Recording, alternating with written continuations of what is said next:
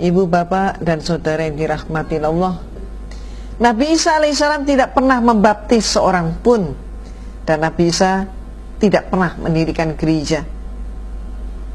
Apa yang dilakukan oleh Nabi Isa? Ternyata Nabi Isa mensahadatkan orang. Bagaimana syahadatnya Nabi Isa? Kita lihat di dalam Injil Yohanes pasal 17 ayat 3 yang saya beri garis bawah, tolong diterjemahkan dalam bahasa Arab. Ternyata Nabi Isa membimbing syahadat murid-muridnya dengan menyatakan ashadu alla ilaha illallah wa ashadu anna Isa Rasulullah. Syahadatnya Nabi Musa, ashadu alla ilaha illallah wa ashadu anna Musa Rasulullah. Nabi Isa alaihissalam tidak pernah mau disebut dengan istilah Tuhan. Malahan Nabi Isa ketika disebut muridnya dengan sebutan Tuhan, Nabi Isa marah sekali. Buktinya apa?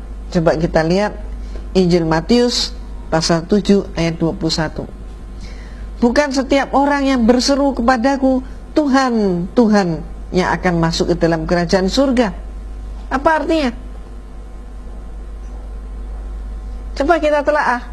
Nabi Isa menyatakan, bukan setiap orang yang berseru kepadaku, Tuhan, Tuhan yang akan masuk surga.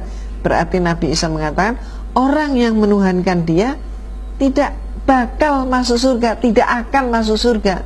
Setelah Nabi Isa membimbing untuk bersahadat, maka berikutnya yang dilakukan oleh Nabi Isa adalah mengajarkan tata cara sembahyang. Nabi Isa mengajak murid-muridnya ke sebuah taman yang namanya Taman Getsemani. Setelah masuk dalam taman, murid-muridnya dipersilakan berdiri di pinggir, dan 3 orang murid diajak ke tengah taman. Sampai di tengah taman, 3 orang murid ini pun berhenti, diperintahkan berhenti, dan kemudian Nabi Isa menurut Markus pasal 14 ayat 35, ia maju sedikit dan merebahkan diri ke tanah. Kita perbandingkan dengan Matius pasal 26 ayat 39, maka dikatakan di situ, maka ia maju sedikit lalu sujud dan berdoa. Pertanyaannya adalah, umat mana yang sembahyangnya itu pakai sujud dan kemudian juga pakai merebahkan diri? Betul, umat Islam. Ternyata umat Islam yang pakai rukuk dan pakai sujud. Sebaliknya, ibu, bapak, saudara silakan melihat sendiri secara konkret, umat Kristiani di seluruh dunia ini sembahyang di gerejanya tidak ada yang rukuk dan tidak ada yang sujud. Mereka masuk ke gereja, duduk, atau kemudian gereja Katolik ada sebagian yang berlutut, tapi tidak ada satupun yang rukuk, apalagi sujud. Ibu dan bapak, pertanyaannya kembali, samakah semua agama? Tidak sama.